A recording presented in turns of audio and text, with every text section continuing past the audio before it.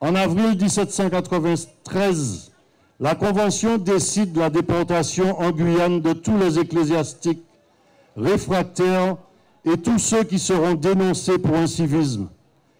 C'est ainsi que ces victimes de la Révolution se retrouvent en Guyane, en particulier ici, à Cunamama. Combien de prêtres sont morts à Cunamama? Si les chiffres ne sont pas précis, on peut parler d'une 60aine. D'autres sont morts à Sinamari, à Cayenne, à Roa. Certains, avec l'aide de la population, ont survécu et ont pu regagner la France. Frères et sœurs, nous sommes membres du peuple de Dieu. L'expression peuple de Dieu désigne toujours une relation claire. En Genèse 12, Dieu a appelé Abraham à quitter son pays pour une nouvelle terre. Dieu lui a promis, je cite, « Je ferai de toi une grande nation, je te bénirai et tu seras une source de bénédiction. » Cette nation sera d'abord appelée peuple de Dieu. Tout baptisé qui accepte Jésus-Christ comme Sauveur et Seigneur devient membre du peuple de Dieu. La victoire de l'Église est certaine. La nouvelle humanité ne sera pas une multitude immense d'individus isolés. On sera tous ensemble avec Dieu, avec nos caractères différents, nos origines et nos cultures diverses. Que sont des martyrs? Le mot martyr signifie témoignage. Dans sa catéchèse d'avril 2023, notre pape François nous rappelle que le martyr désigne celui qui témoigne de la vérité ou de la vertu jusqu'à l'effusion du sang, à l'imitation du Christ. C'est pourquoi le martyr est considéré comme un don éminent et une preuve suprême de charité. Les martyrs sont le signe éclatant de la force de l'Esprit Saint. Ils n'étaient pas des surhommes dotés de capacités humaines extraordinaires, d'une résistance à la souffrance hors du commun.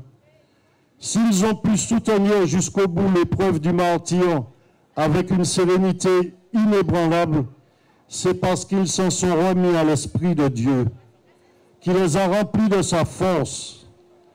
Ils ont offert à Dieu leur faiblesse. À travers cette faiblesse, l'Esprit Saint a manifesté toute sa puissance. Le rôle du Saint-Esprit est primordial. C'est en Dieu que les martyrs trouvent leur force. Le Saint-Esprit leur donne une foi invincible. Les martyrs sont pour nous des exemples et des encouragements. Que nous apprennent-ils pour nous aider à offrir notre vie au Seigneur? Ils nous disent qu'il ne sert à rien de s'inquiéter à l'avance de ce qui pourrait nous arriver. Quoi qu'il arrive, l'Esprit Saint nous donnera la force et la paix nécessaires pour tout affronter. Dieu est tout-puissant. Il ne demande qu'à nous donner sa force. Encore faut-il que nous nous laissions faire, que nous nous rendions disponibles à l'Esprit Saint. Et pour cela, que nous reconnaissions notre faiblesse. Quoi qu'il arrive, gardons toujours notre confiance en Dieu. Les martyrs nous apprennent aussi à avoir le courage de notre foi, sans peur du ridicule, voire des injures et des coups. Apprenons à leur côté à être fiers de notre foi. Ne soyons pas des chrétiens honteux par souci de tolérance, mais dans la paix et la charité. Prions avec le pape pour celles et ceux qui risquent leur vie pour l'Évangile et fécondent l'Église de leur courage et de leur élan missionnaire. Frères et sœurs, notre âme a soif de vérité, de justice, de paix. Elle a soif de Dieu. Prions et œuvrons de tout notre cœur en communion avec notre évêque pour que l'Église reconnaisse le sacrifice douloureux de ces prêtres martyrs morts sur les terres de Guyane. Le thème que notre évêque a choisi pour ce pèlerinage, vous le connaissez, en Saint Jean, chapitre 12. En vérité, je vous le dis, si le grain qui est tombé en terre ne meurt, il reste seul. Mais s'il meurt, il porte beaucoup de fruits. En Jésus, il n'y a pas de joie sans accepter la douleur, ni de résurrection sans passer par la mort. c'est le secret de la vie. Il était venu pour réunir les enfants de Dieu dispersés, abolir toute barrière séparant les êtres et les peuples, ramener la fraternité entre les hommes divisés, apporter la paix et construire l'unité. Mais il y avait un prix à payer. Pour attirer à lui tous les hommes, il devra être élevé de terre sur la croix. Jésus-Christ nous apparaît du haut de la croix dans son martyre et sa gloire, signe de l'amour extrême. Là, il a tout donné. Cette parole donne aussi un sens à notre vie, à nos souffrances et à notre mort. La fraternité universelle pour laquelle nous voulons vivre, la paix, l'unité que nous voulons construire autour de nous ne sont qu'un vague rêve si nous ne sommes pas prêts à parcourir le même chemin que le Maître. Il a tout partagé avec nous. Il a endossé nos souffrances. Il s'est fait avec nos ténèbres, tristesse, épuisement, contradiction. Il a éprouvé la trahison, la solitude. Il s'est fait un avec nous. Comment ne pas être rempli d'amour pour ce Dieu qui s'est fait notre prochain? Alors n'hésitons pas et mettons en pratique cette recommandation que Matthieu nous rappelle. Si quelqu'un veut venir après moi, qu'il renonce à lui-même, qu'il se charge de sa croix et qu'il me suive.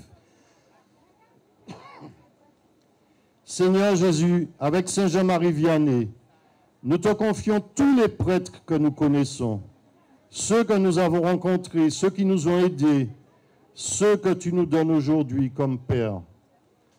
Tu les as appelés chacun par leur nom. Pour chacun, nous te louons et nous te supplions. Garde-les dans la fidélité à ton nom. Toi qui les as consacrés pour qu'en ton nom, ils soient nos pasteurs, donne-leur force, confiance et joie pour accomplir leur mission.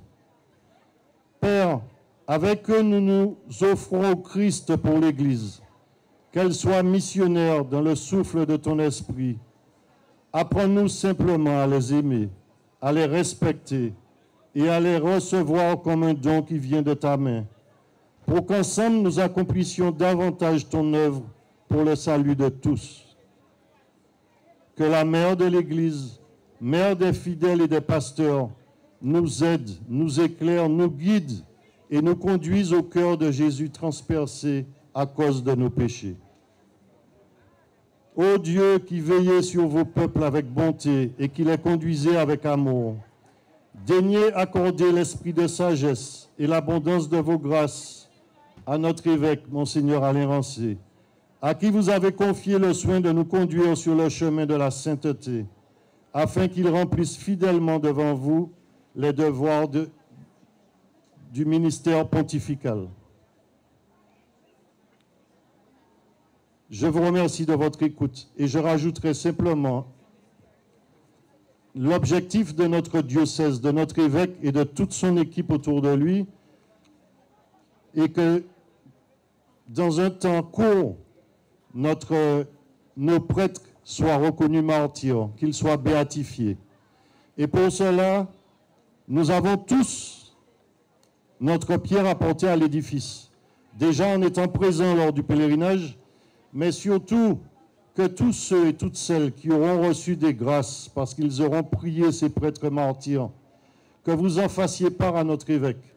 Tous les témoignages que nous pourrons recueillir sur les grâces qui auraient été accordées aux uns ou aux autres seront importants dans la constitution du dossier en vue de leur béatification.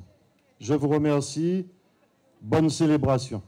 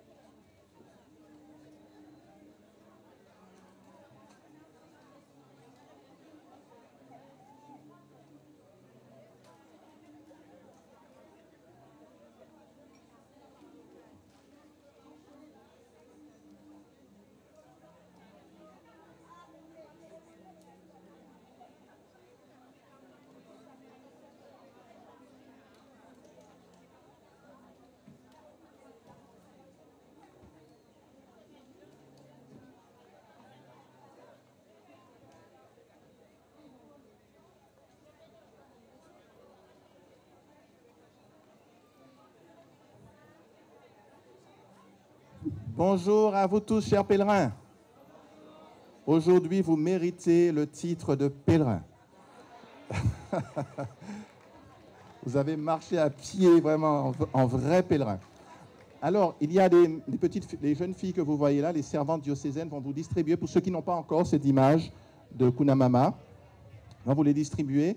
Donc, si vous voulez bien les distribuer, les enfants, à tous ceux qui ne l'ont pas eu. Si vous avez déjà, vous passez votre tour.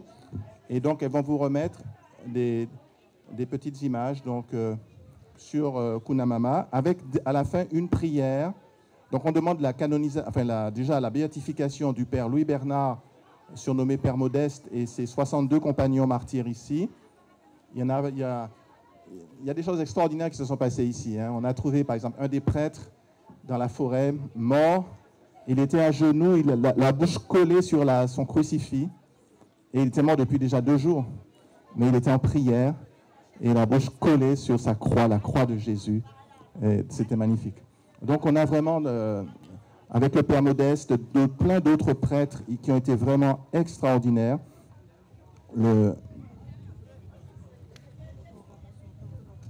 Voilà, donc on a les pèlerins de Rémire qui arrivent. Ce sont les derniers à arriver, donc on a été les chercher. Donc ils ne vont pas tarder. Alors je propose qu'on fasse une petite prière pour demander justement des grâces au Seigneur à travers nos martyrs de Kunamama. Et quand vous allez recevoir une grâce, si vous recevez une grâce par l'intercession des martyrs de Kunamama, il faut me le dire. Parce qu'on va faire un procès-verbal, on va prendre note avec les certificats médicaux et tout ça pour envoyer à Rome pour que ça soit parmi les miracles qui sont reconnus pour la béatification de nos martyrs. Je dis bien des grâces obtenues par leur intercession. Alors, je fais la petite prière pour ceux qui l'ont déjà. Vous pouvez la faire avec moi. Père, si c'est ton bon vouloir, pour que se réjouissent tous ceux qui sont persécutés pour le saint nom de ton Fils, inspire à ton Église de reconnaître le martyre du Père Louis-François-Joseph Bernard, dit Modeste, et de ses compagnons martyrs au camp de Kunamama. Ils ont donné leur vie pour leur foi en Jésus et en son Église.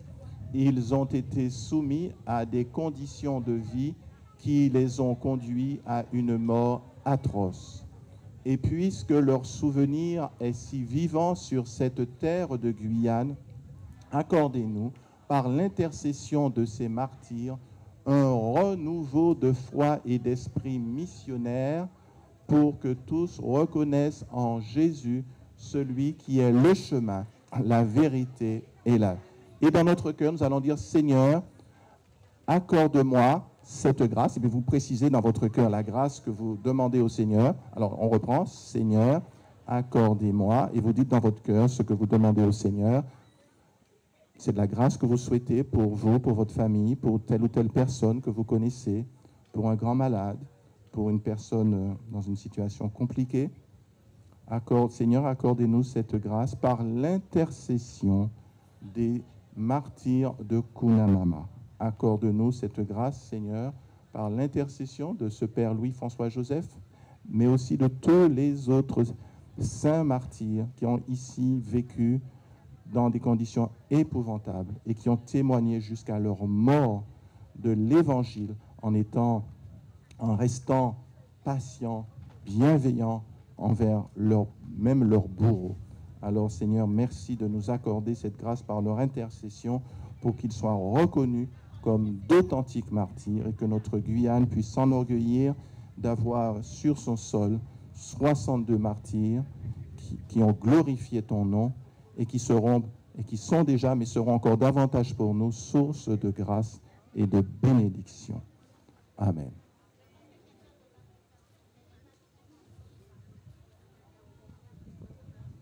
Alors, nous prions aussi pour les pèlerins qui vont nous rejoindre. Alors, il y en a qui ont marché vraiment, il y en a qui ont fait 1 heure de marche, même plus. Félicitations à tous les pèlerins qui ont marché sous le soleil pendant 1 heure. Et donc, moi, j'ai marché un peu moins.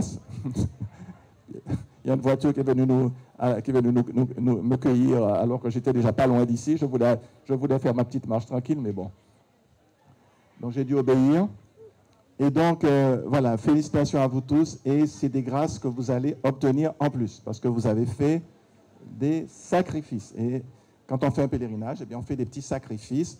Vous savez que, par exemple, à Fatima, il y a des gens qui marchent 1 kilomètre à genoux. Hein.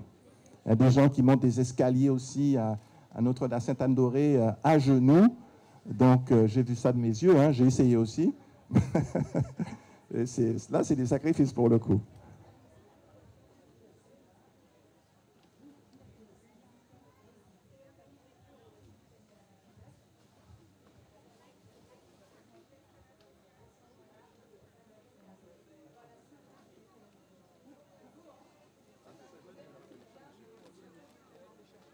Alors, un petit témoignage de la sœur qui dit qu'avec ses 5 enfants, là, ils étaient au bord vraiment du découragement et ils ont prié Saint-Joseph et à la seconde où ils ont fait la prière, la navette est arrivée.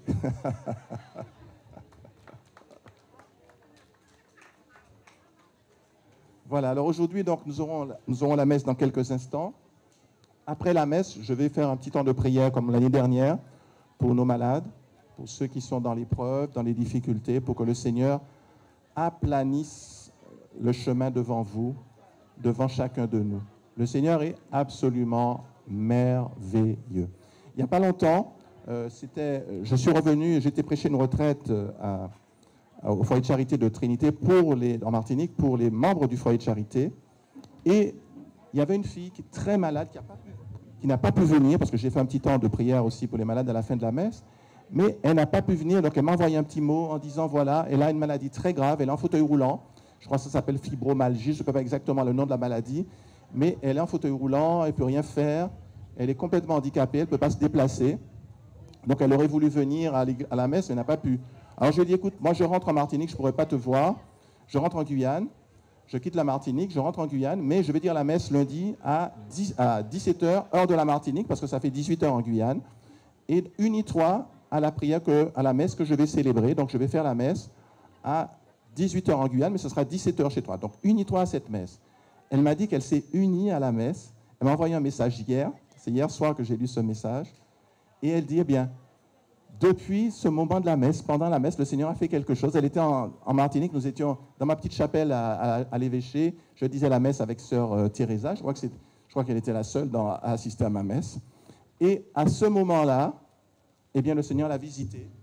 Elle s'est levée, elle fait toutes ses affaires, elle est allée à la messe, elle n'a plus de fauteuil roulant. Elle est ravie, elle est heureuse. Elle m'a dit qu'elle veut donner sa vie au Seigneur parce qu'elle est vraiment heureuse de cette grâce que le Seigneur lui a donnée par l'Eucharistie. Donc, nous allons célébrer l'Eucharistie tout à l'heure. Donc, c'est le moment de demander au Seigneur de lui confier des personnes. Même si les personnes ne sont pas présentes ici, le sacrifice de Jésus pour nous, c'est un sacrifice qui nous sauve. Il est mort sur la croix pour nous et c'est ce que nous vivons dans l'Eucharistie. C'est on va dire une réplique. En fait, c'est mieux qu'une réplique, c'est être en direct du Golgotha en l'an 33. C'est ça qui se vit à chaque messe. On est en direct du Golgotha par les ondes du Saint-Esprit. Et la puissance du sacrifice de Jésus fonctionne pour nous. D'accord? Et donc, on va mettre ce sacrifice de Jésus, on va le faire fonctionner pour nous. On va unir à nos tout petits sacrifices. Ce matin, on a marché. Voilà, nos petits sacrifices, on va les joindre à tout ça. Et on va demander au Seigneur de se manifester avec puissance dans nos vies. Et donc, on peut demander aussi au Seigneur donc, de rejoindre ceux qui ne sont pas venus parce qu'ils ne peuvent pas se déplacer, pour des raisons qui n'ont pas pu venir, eh bien, nous les confions au Seigneur au cours de cette Eucharistie pour que le Seigneur aille les rejoindre là où ils sont. Et après, nous aurons un petit temps également d'intercession pour nos malades. D'accord? Ça vous va? Mon Seigneur parle trop? À tout de suite pour la messe. Frères et sœurs, bonjour. Il y avait une glacière qui était posée dans le coin. Est-ce que la personne qui aurait récupéré cette glacière peut se rapprocher de nous, en tout cas du Père Stanislas? Il y avait des choses qui appartenaient ici pour la paroisse, je crois, de Saint-Antoine, et on ne sait pas où est passée la glacière qui avait été déposée. Merci, frères et sœurs. Elle était bleue.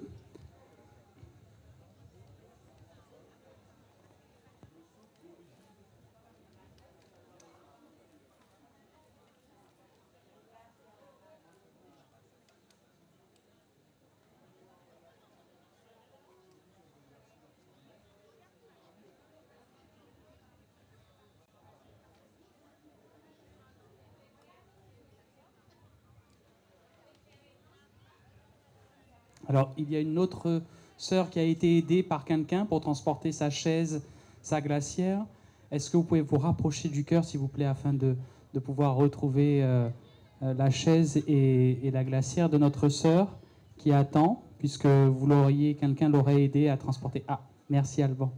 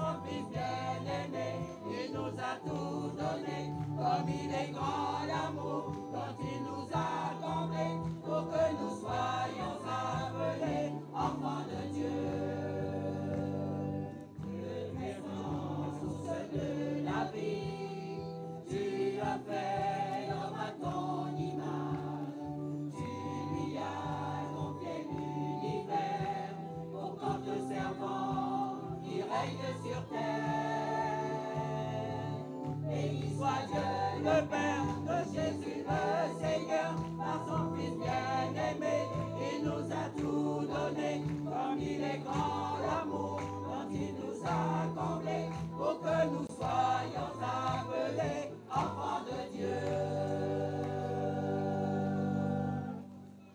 nom du Père et du Fils et du Saint-Esprit.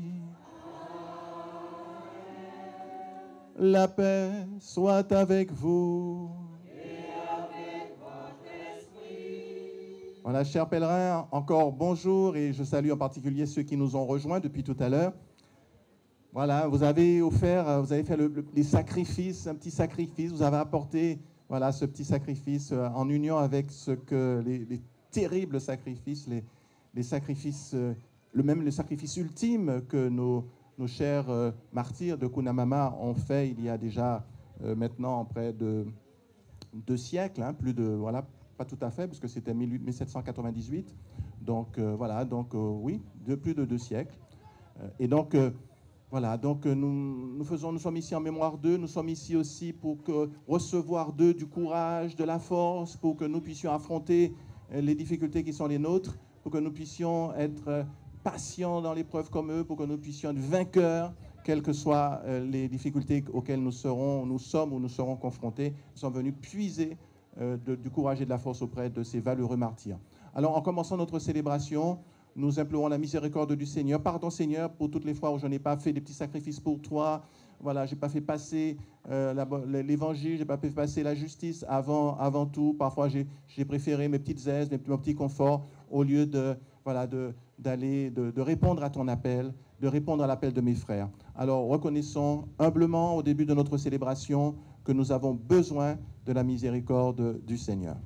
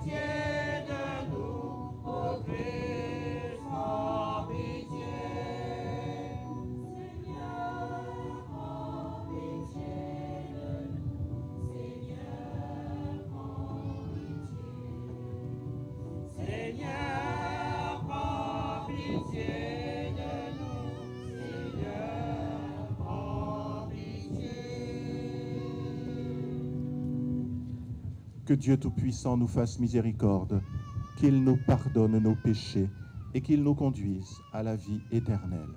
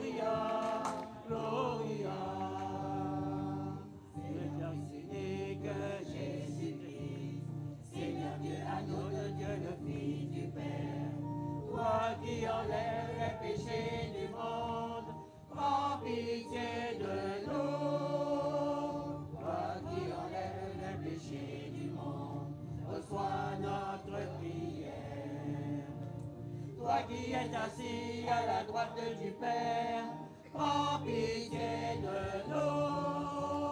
Gloire à au plus haut des cieux, et paix sur la terre aux hommes qui l'aiment. Gloria, Gloria, Gloria, Gloria. Soyez saints, soyez les seigneurs, soyez les très hauts, Jésus-Christ, avec le Saint-Esprit, dans la gloire de Dieu le Père. Amen. Gloire à Dieu au plus haut des cieux, et paix sur la terre aux hommes qui l'aiment. Gloria, Gloria, Gloria, Gloria. Prions le Seigneur.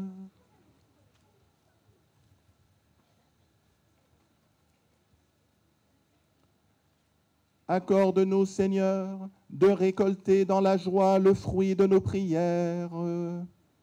Fais qu'en célébrant chaque année, à l'époque de leur passion, les saints martyrs de Cunhamama, nous imitions aussi leur fermeté dans la foi. Par Jésus-Christ, ton Fils, notre Seigneur, qui vit et règne avec toi dans l'unité du Saint-Esprit, Dieu, pour les siècles des siècles.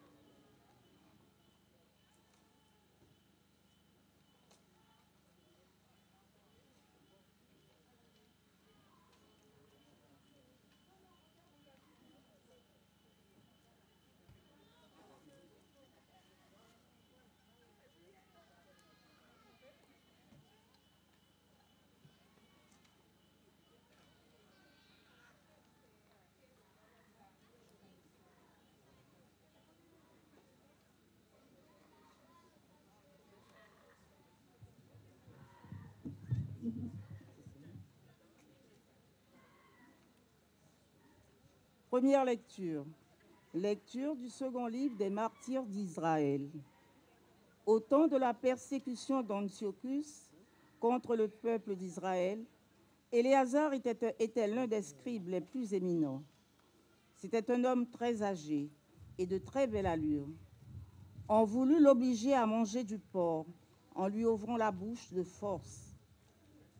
Ceux qui étaient chargés de ce repas sacrilège, le connaissaient de longue date. Ils le prirent à part et lui conseillèrent de faire apporter des viandes dont l'usage était permis et qu'il aurait préparées lui-même. Il n'aurait qu'à faire semblant de manger les chairs de la victime pour obéir au roi. Éléazar leur répondit, « Une telle comédie est indigne de mon âge, car beaucoup de jeunes gens croiraient qu'Éléazar, à 90 ans, adopte la manière de vivre des étrangers. À cause de cette comédie, par ma faute, ils se laisseraient égarer eux aussi. Et moi, pour un misérable reste de vie, j'attirerai sur ma vieillesse la honte et le déshonneur.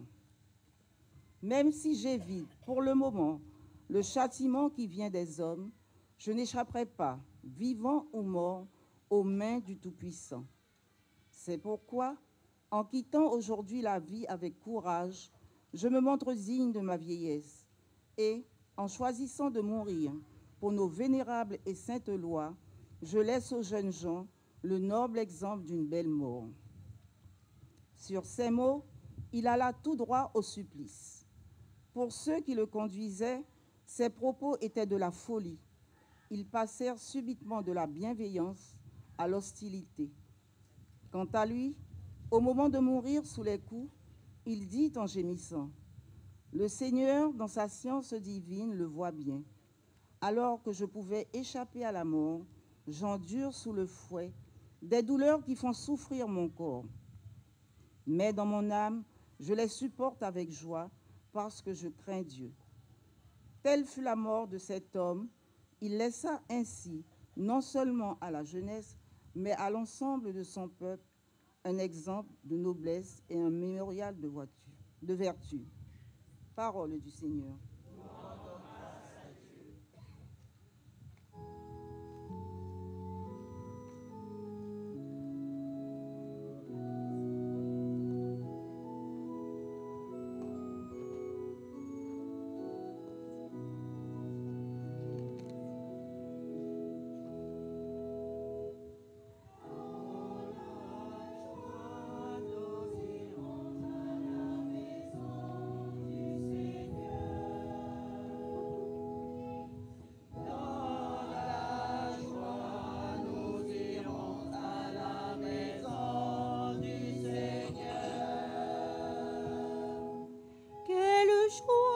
Quand on m'a dit, nous irons à la maison du Seigneur. Maintenant notre marche prend fin devant tes portes, Jérusalem. Dans la joie, nous irons à la maison du Seigneur. Jérusalem, te voici dans tes murs, ville où tout ensemble ne fait qu'un. C'est là que montent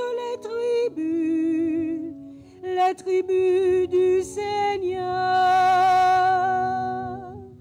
Dans la joie, nous irons à la maison du Seigneur. C'est là qu'Israël doit rendre grâce au nom du Seigneur. C'est là le siège du droit, le siège de la maison de David. Dans la joie, nous irons à la maison du Seigneur.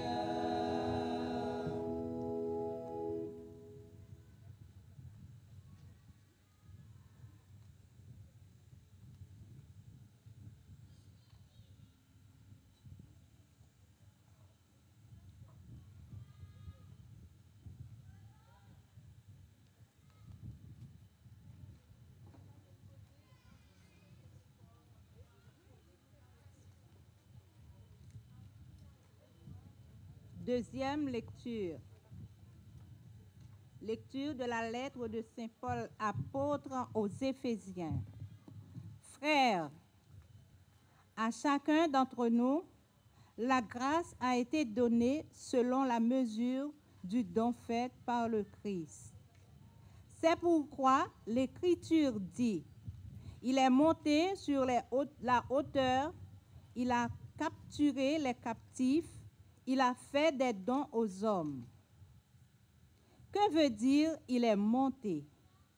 Cela veut dire qu'il était d'abord descendu dans les régions inférieures de la terre. Et celui qui était descendu est de même qui est monté au-dessus de tous les cieux pour remplir l'univers. Et les dons qu'il a faits, ce sont les apôtres et aussi les prophètes, les évangélisateurs, les pasteurs et ceux qui enseignent. De cette manière, les fidèles sont organisés pour que les tâches du ministère soient accomplies et que se construise le corps du Christ, jusqu'à ce que nous parvenions tous ensemble à l'unité dans la foi et la pleine connaissance du Fils de Dieu, à l'état de l'homme parfait, à la stature du Christ dans sa plénitude. Alors, nous ne serons plus comme les petits enfants, nous laissons secouer et mener à la dérive par tous les courants d'idées, au gré des hommes qui emploient la ruse pour nous entraîner dans l'erreur. Au contraire, en vivant dans la vérité de l'amour, nous grandirons pour nous élever en tout jusqu'à celui qui est la tête, le Christ. Et par lui, dans l'harmonie et la cohésion, tout le corps poursuit sa croissance grâce aux articulations qui le maintiennent, selon l'énergie qui est à la mesure de chaque membre. Ainsi, le corps se construit dans l'amour. Parole du Seigneur.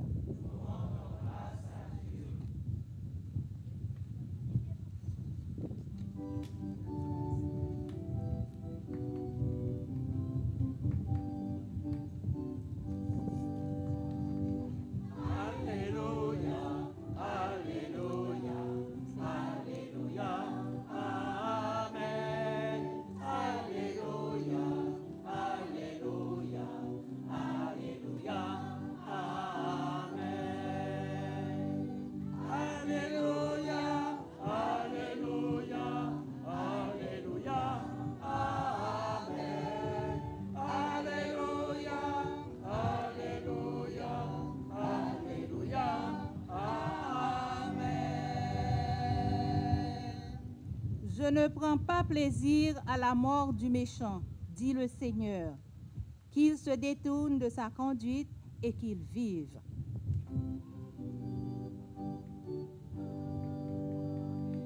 Alléluia, Alléluia, Alléluia, Amen. Alléluia, Alléluia, Alléluia, Amen.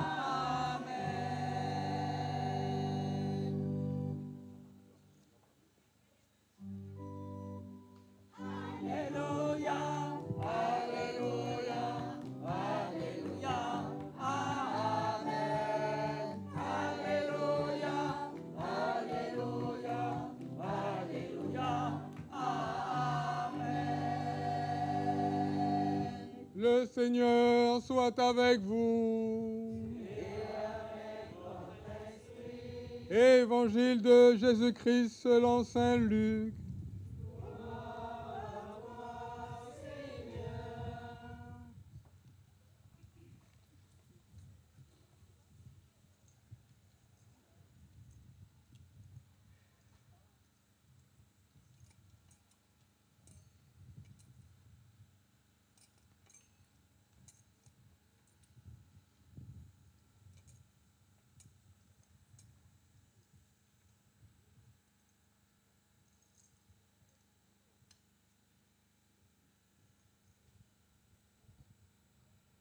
Un jour, des gens vinrent rapporter à Jésus l'affaire des Galiléens que Pilate avait fait massacrer pendant qu'ils offraient un sacrifice.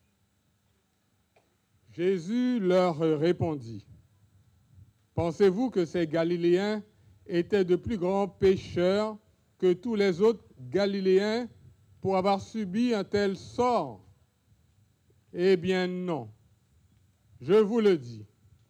Et si vous ne vous convertissez pas, vous périrez tous comme eux. »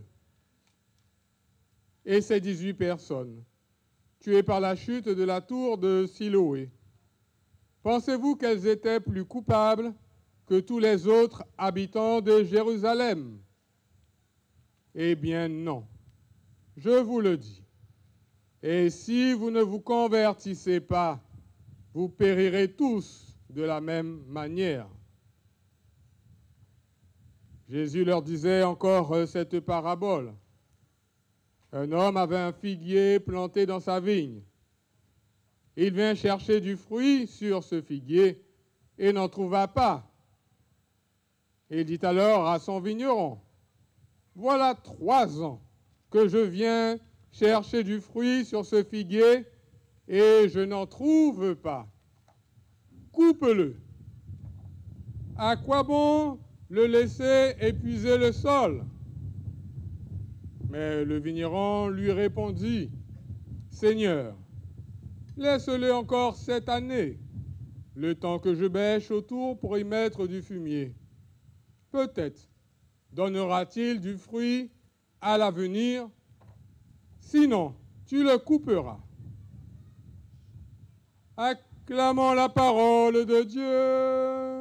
Louange à toi, Seigneur Jésus.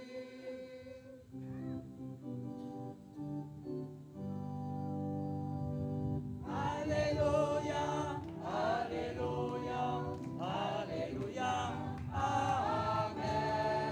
Alléluia, Alléluia, Alléluia, Amen. Voilà, frères et sœurs, vous pouvez vous asseoir. Alors, je salue aussi mes confrères prêtres qui sont là, nombreux cette fois-ci, cette année, puisque c'est un samedi. Donc, on est vraiment heureux de les avoir parce que c'est la fête des prêtres aussi, c'est notre fête, c'est la fête du diocèse, mais en particulier la fête des prêtres, puisque nous avons 62 confrères qui sont morts ici, comme nous le savons, martyrs. Alors, frères et sœurs, je voulais commencer par parler d'un prêtre que, bon, j'ai écouté son témoignage. Alors, c'est en anglais, donc vous pouvez avoir son témoignage sur YouTube, ceux qui parlent anglais. C'est un prêtre d'origine allemande, mais qui était américain, c'est le père Steven Shire.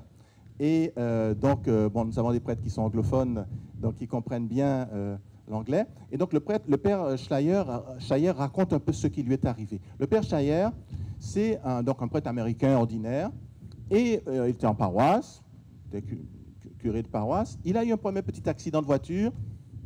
Il a laissé courir. Un deuxième accident un peu plus grave.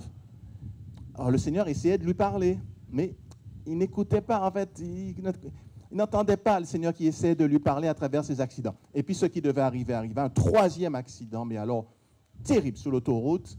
Là, ça a été un truc frontal, il a été éjecté de la voiture. Son crâne, un morceau du crâne est parti. Donc, vous voyez, il a été scalpé. Il a eu les vertèbres brisées de la nuque.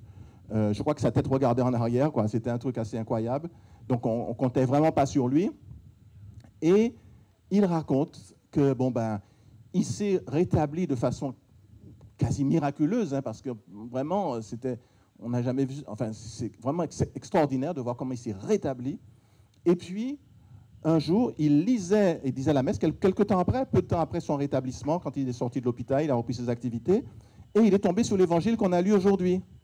Et il a dit que le texte lui est monté, mais c'est comme si le texte était grossi. Ça lui apparaissait comme... Il avait déjà lu ce texte-là des quantités de fois, comme chacun de nous. Mais ça a pris des dimensions ce jour-là. Quand il lisait l'Évangile, c'est devenu... Le texte est devenu énorme. La Bible est devenue... la page s'est agrandie. L'image du texte est devenue... Tous les mots avaient une force, une puissance. Et alors, lui est revenu ce qu'il a vécu. après son accident. Il s'est retrouvé, il a fait une expérience de mort imminente, il s'est retrouvé devant le trône de Jésus. Jésus était assis sur son trône. Et Jésus lui a dit des choses qu'il avait faites, parfois des choses qu'il avait confessées ou mal confessées, parce que c'était... Bon, il explique que quand il se confessait, en fait, c'était pas pour changer de vie, quoi. Il ne voulait pas changer de vie, il voulait continuer à faire ce qu'il faisait. Et donc, il se confessait, pour lui, c'était une espèce d'assurance, comme une assurance incendie. Bon, tu prends ça, mais sans vraiment, voilà, sans y faire trop attention. Mais il a vu que cette assurance incendie, ça ne marchait pas comme ça. Et donc, il s'est retrouvé devant Jésus, et Jésus lui montrait ses péchés. Et il disait qu'à ce moment-là, il ne pouvait pas contester, il ne pouvait pas dire, oui Seigneur, tu sais, j'étais fatigué. Bon, non, là, il te dit, tu es face à la vérité. Quand tu es face à la vérité, tu dis simplement, et c'est ce qu'il a fait, oui Seigneur, c'est vrai. Oui Seigneur. Chaque fois que le Seigneur lui montrait quelque chose qu'il a fait, il lui disait, oui Seigneur, c'est vrai. Et merci Seigneur, justement, pour le bus qui enfin arrive. Merci Seigneur. Vous voyez, le Seigneur a voulu que vous marchiez ce matin. C'est pour ça qu'il a fait ça. Qu'il a fait pleuvoir hier un peu plus. Hein. C'est pour que vous marchiez. Il fallait faire un petit sacrifice ce matin. Alors, il disait oui Seigneur. Et à la fin, le Seigneur lui a dit, tu sais où tu dois aller. Il a dit oui, c'était évident. C'était l'enfer. Parce que, pour lui, c'était clair, parce que, ça correspondait à ça. Pourtant, il était prêtre, pourtant, il administrait des sacrements, mais il a dit, en fait, il mimait le prêtre, en fait. C'était vraiment il avait l'apparence d'un prêtre, mais c'était croyant dedans, c'était une coquille vide. Il ne vivait pas pour les autres. Il ne vivait pas pour son... Il ne priait même pas, il ne disait même pas l'office. Il n'était pas dans la prière. Il avait un certain prestige, il voulait être bien vu par ses confrères, il voulait être bien vu par l'évêque, etc. Mais c'était creux, il n'y avait rien. Il n'y avait rien pour les autres à l'intérieur de lui. Et alors, à ce moment-là, il a vu que, waouh, c'était chaud, quoi. L'assurance incendie, ça ne marche pas quand on ne fait pas des vraies confessions avec le désir de se repentir. Vous voyez? Ça ne marche pas, cette assurance-là, hein, si on n'est pas décidé de se repentir, de changer de vie. Et il a entendu une voix féminine. Mon fils, épargne sa vie. Et le Seigneur a répondu à cette femme, qui est sa mère, vous avez bien compris. Il lui a dit, mais, mère, ça fait 12 ans qu'il est prêtre. Il n'a pas été prêtre pour moi, mais pour lui-même. La Sainte Vierge a dit, c'est vrai, mais accorde-lui encore du temps, accorde-lui des grâces supplémentaires, donne-lui des forces spéciales, donne-lui aussi, et nous allons aussi nous manifester à lui par des manières qui vont le surprendre, enfin qui ne sont pas habituelles. Et alors peut-être à l'avenir qu'il portera du fruit. Sinon, tu feras comme tu as dit. Et alors il y a un petit moment de silence, et Jésus lui a dit, eh bien, d'accord, mère, il est à toi. Et il s'est retrouvé guéri de façon miraculeuse, et il a pu, mais là, il a réalisé vraiment sa vie, vraiment ce qu'était sa vie, une vie où, comme il dit lui-même, il ne voulait pas faire de sacrifice, il fuyait la croix, il vivait pour lui-même. C'était ses intérêts qu'il cherchait, il ne cherchait pas les intérêts des autres, il ne cherchait pas le salut des âmes, ni même son propre salut, ni le salut des âmes. Il vivait pour lui-même, complètement à côté de son ministère, à côté de sa consécration sacerdotale. Et il a dit, quand on refuse les croix, les petits sacrifices de la vie quotidienne, les petits sacrifices qu'on doit faire pour les autres, et pour soi-même d'ailleurs, hein, parce que il y a des sacrifices aussi, c'est notre intérêt aussi. Mais quand on refuse ces petites croix-là, il y a une grande croix qui nous attend là-haut. Hein, ça peut être le purgatoire, mais ça peut être aussi l'enfer. Et lui, c'était le chemin qu'il prenait.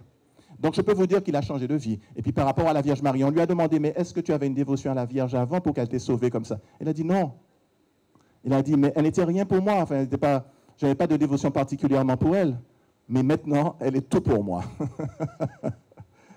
Alors, frères et sœurs, les martyrs de Cunhamama, eh bien, ils ont vraiment accepté les sacrifices. Ils auraient pu échapper à la croix. Il suffisait de prêter le serment. On leur a demandé de prêter un serment au gouvernement, de renoncer au pape, de renoncer à leurs vœux. Ben, pas de problème, ils auraient pu le faire. Même si, comme Éléazar, on disait à Éléazar, mais tu n'as qu'à faire semblant. On va t'amener, parce que tu es juif, tu ne peux pas manger de porc. OK, mais on va te préparer. Toi-même, tu vas préparer ton poulet. Toi-même, tu vas préparer ton mouton. Et puis, c'est toi-même qui l'as préparé. Donc, on ne peut pas te tromper là-dessus. Tu vas le manger. Et en faisant croire que c'est du porc. Et puis, il n'y a pas de problème. Tu n'auras pas à subir quoi que ce soit comme supplice. Tu peux échapper au supplice. Il a dit, non, je ne joue pas la comédie.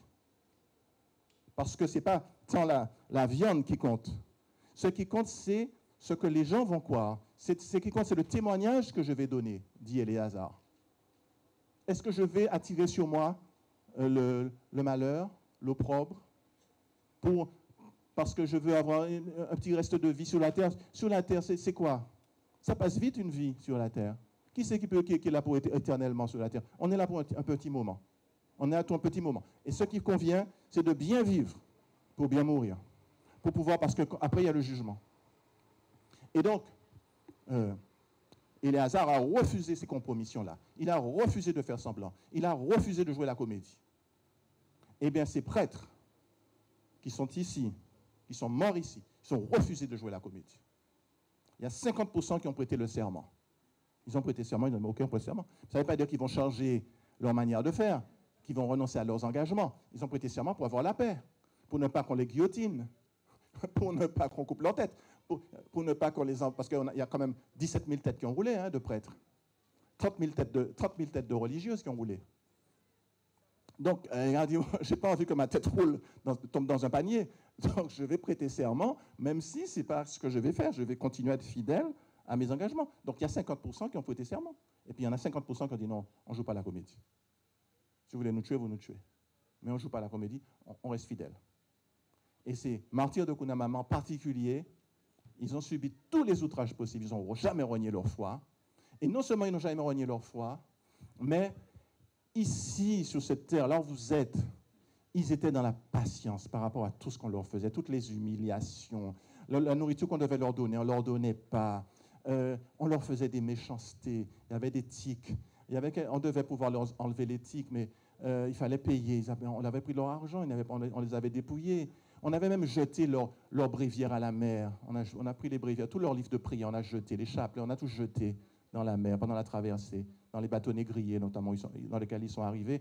Dans les bateaux négriers, on mettait à peu près 200, 300, maximum 250 personnes. Là, ils étaient à 400 dans le bateau négrier. Donc, c'est pour dire qu'on les a fait souffrir encore plus que les esclaves. Et donc, quand ils sont arrivés ici, ils auraient pu se révolter, ils auraient pu avoir de l'amertume envers leur bourreau, ils auraient pu appeler la malédiction sur eux. Non, ils invoquaient la bénédiction de Dieu sur eux. Ils invoquaient la miséricorde de Dieu sur leur bourreau. Ils sont restés fidèles à l'évangile. Jésus a dit, aimez vos ennemis. Ils ont aimé leurs ennemis. Ils se sont souciés de l'âme de leurs ennemis, malgré tout ce qu'ils subissaient ici. Quel exemple ils nous ont donné, frères et sœurs, pour nous, peuples de Guyane, pour nous, habitants de la Guyane. Quel exemple, quel modèle. C'est magnifique. Avec ça, la Guyane doit devenir sainte. Un peuple saint, avec tous ces gens qui sont derrière nous et qui prient pour nous, qui nous obtiennent des grâces, qui nous obtiennent des bénédictions de la part du Seigneur. Parce qu'ils prient pour la Guyane, ces gens-là. Ils sont morts sur la terre de Guyane. Et ils intercèdent pour nous. Et ils savent que nous sommes là aujourd'hui. Ils sont là au milieu de nous. Et ils prient pour nous. Ces martyrs de Cunhamama. Alors, frères et sœurs, demandons au Seigneur la grâce, nous-mêmes. Et ce matin, le Seigneur nous a dit, vous allez marcher un petit peu là. Vous allez faire un petit sacrifice quand même. Hein? Vous allez vous unir à tous ces gens qui ont beaucoup souffert là. Allez, prenez vos pieds là, marchez un petit peu là. Marchez. Faites des sacrifices aussi. Faites un petit sacrifice. On n'aime pas faire des sacrifices aujourd'hui. On ne veut pas faire des sacrifices. On ne veut pas jeûner. On ne veut pas marcher un peu. On veut rien faire. On veut la facilité. La facilité, le chemin large, spacieux, facile, le chemin agréable, il mène à la perdition. C'est ce que nous a dit Jésus. C'est l'autoroute de la perdition. Tandis que le chemin escarpé, difficile, boueux, on marche dans la boue, c'est le chemin qui mène au salut, qui mène à la vie éternelle. Et ce matin, vous avez commencé à emprunter ce chemin difficile, boueux, sous le soleil. Et donc, le Seigneur, voilà, vous conduit sur un chemin de sacrifice. Il y a des sacrifices dans la vie, parce que aimer, c'est souffrir. Dès que tu aimes, tu acceptes d'aimer, tu souffres. Tu souffres pour les gens que tu aimes. Tu pleures sur la Guyane quand tu vois la violence qui existe, les jeunes qui sont en dévalcation, comme on dit chez nous en créole. Tu pleures sur la jeunesse, tu pleures sur tes enfants. Quand tu vois des enfants qui tournent mal, qui prennent le mauvais chemin, tu pleures, tu souffres. C'est ça, aimer, c'est souffrir. On ne peut pas ne pas souffrir quand on aime. Et le père Chaillère, d'origine allemande, comme le père Hofer qui est là, le père Père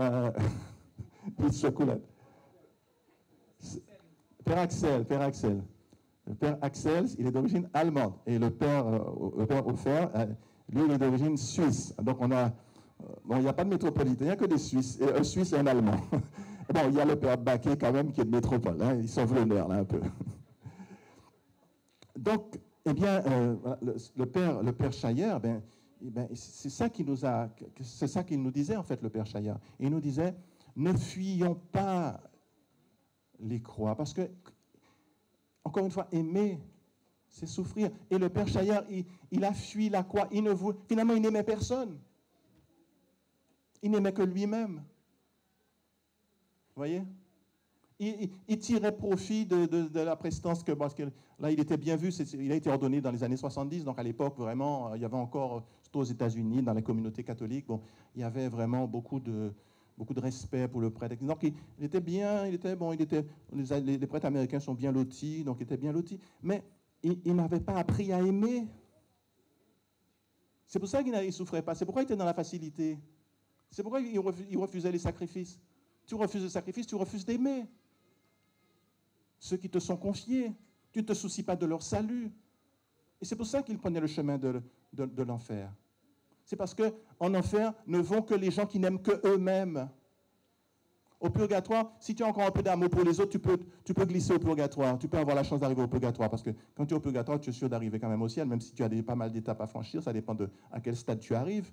Mais le gars, alors qu'il était prêtre, il n'aimait que lui-même, le gars. Il ne s'intéressait qu'à ses intérêts personnels. Et là, maintenant, sa vie a complètement changé. Maintenant, il est vraiment un prêtre qui s'est mis au service des autres. La Sainte Vierge avait dit, comme pour l'évangile d'aujourd'hui, eh bien, comme avait dit le vigneron, il a dit, mais patiente avec ce figuier, tu veux le couper, mais patiente encore un peu, je vais bêcher autour, je vais mettre du fumier, et peut-être qu'il portera du fruit. Et c'est ça que la Vierge a demandé pour lui. Et effectivement, le Seigneur, la Sainte Vierge, grâce à la Sainte Vierge, on lui a donné du fumier, on lui a donné des grâces, on lui a donné un peu de force, et ça a commencé à donner du fruit en abondance. Il donne du fruit, il a témoigné partout. Vous trouvez plusieurs témoignages de lui sur YouTube. Et les pères du Konahama, c'est vraiment des gens aussi qui ont porté du fruit en abondance. C'est des gens qui ont accepté toutes les souffrances. Et grâce à cela, ils ont aimé jusqu'au bout. Ils ont aimé comme le Christ qui a été jusqu'à donner sa vie pour nous. Et bien, eux aussi, ils ont fait ça. Ils ont suivi le Christ, tout ce chemin-là. Et de même que le sacrifice du Christ est éternel, et on en fera référence jusqu'à la fin des temps, eux aussi, on pourra dire depuis le moment qu'ils ont fait ce sacrifice en 1798, nous sommes en 2024 et on est encore là. Et on pense à eux parce qu'ils ont aimé. Ils étaient des jeunes hommes, une trentaine d'années, des jeunes gars, mais ils ont donné leur vie par amour pour l'Évangile, pour le Christ et pour l'Église et pour nous qui sommes ici aujourd'hui. Qu'ils soient bénis à jamais et qu'ils prient pour nous pour que nous aussi, nous puissions donner notre vie comme eux, ils ont donné leur vie, c'est-à-dire en nous oubliant et en nous donnant pour les autres, en acceptant les sacrifices de la vie quotidienne pour les âmes, pour nos frères, pour nos sœurs. Amen.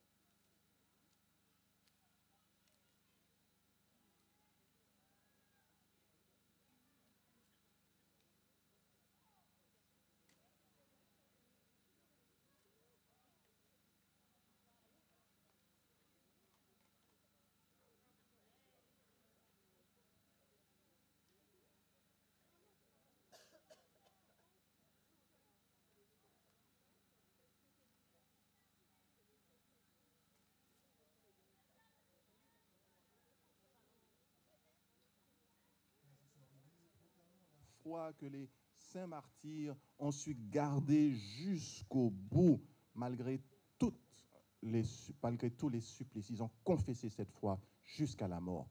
Je crois en Dieu, le Père Tout-Puissant, Créateur du ciel et de la terre, et en Jésus-Christ, son Fils unique, notre Seigneur, ayant été conçu du Saint-Esprit, est né de la Vierge Marie, a souffert sous Ponce Pilate, a été crucifié, est mort,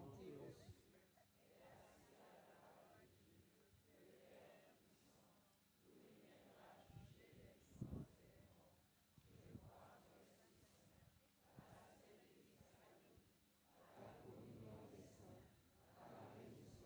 est descendu aux enfers, le troisième jour, est ressuscité des morts, est monté aux cieux. Frères et sœurs bien-aimés, prions notre Seigneur. Prions pour tous ceux que nous portons dans nos cœurs, pour tous nos malades qui soient ici ou qui ne soient pas présents ici, qui soient restés à la maison ou ailleurs. Portons-les tous dans notre cœur et confions-les aussi à la Sainte Vierge Marie. Vous avez compris que le Seigneur ne peut pas lui dire non. Et ce n'est pas possible qu'il lui dise non parce qu'elle ne lui a jamais dit non. Elle lui a toujours dit oui. C'est pour ça que notre mère est si importante dans notre vie spirituelle, dans notre vie chrétienne.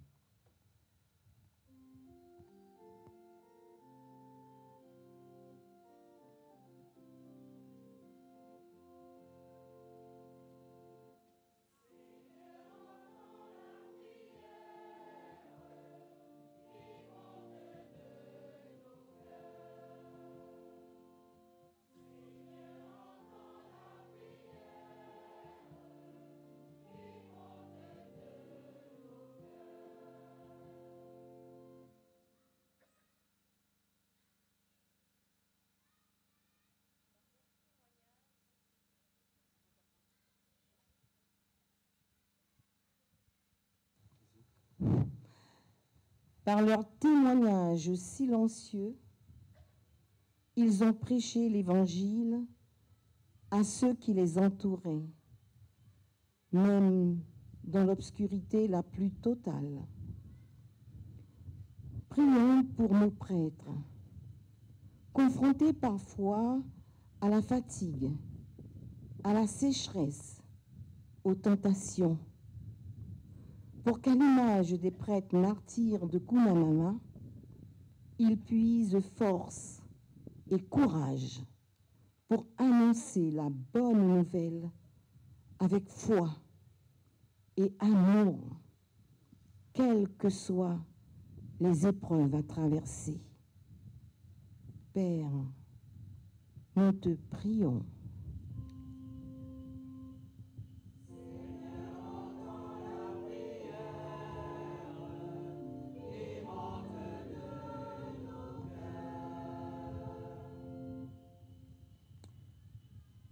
Nos prêtres martyrs ont vécu l'angoisse de la déportation et de l'inconnu par la volonté de dirigeants.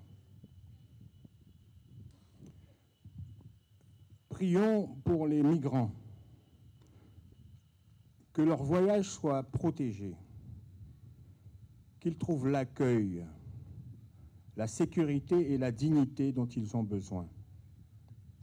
Et prions pour les dirigeants de pays à qui nous pourrions entendre dire « N'oubliez pas l'hospitalité, car en l'exerçant, quelques-uns ont logé des anges sans le savoir. » Aide-nous, Seigneur, à être des instruments de ta miséricorde et de ta justice. Père, nous te prions.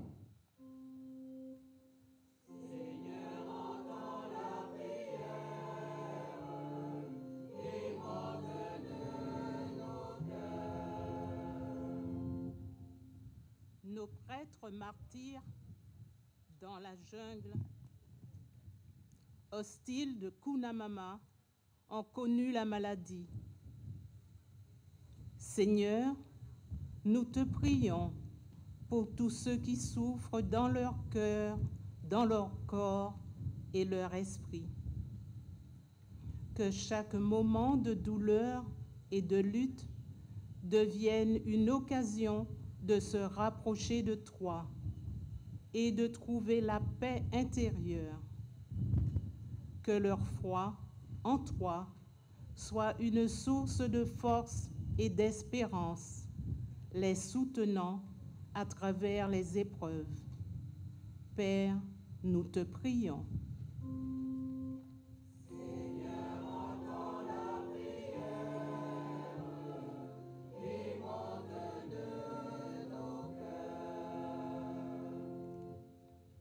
Au su des sacrifices de nos martyrs de Cunamama, nous nous rappelons aujourd'hui tes paroles, Seigneur. Le grain tombé en terre porte du fruit.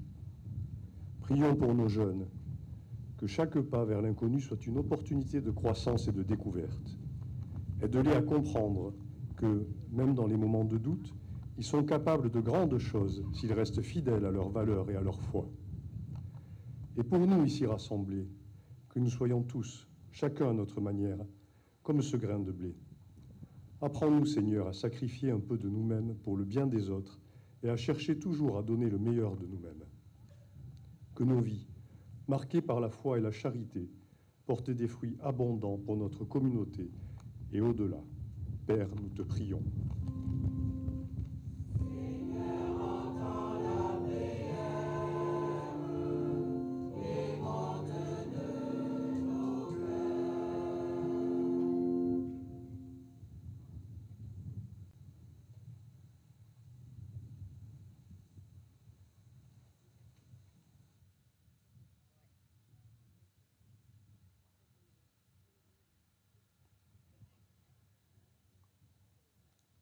Seigneur Dieu, attentif aux cris des hommes, daigne exaucer la prière que nous t'adressons pour que le salut parvienne jusqu'aux extrémités de la terre. Que ton esprit nous ouvre au don de ta grâce par ton Fils Jésus-Christ, notre Seigneur, qui vit et règne avec toi maintenant et pour les siècles des siècles.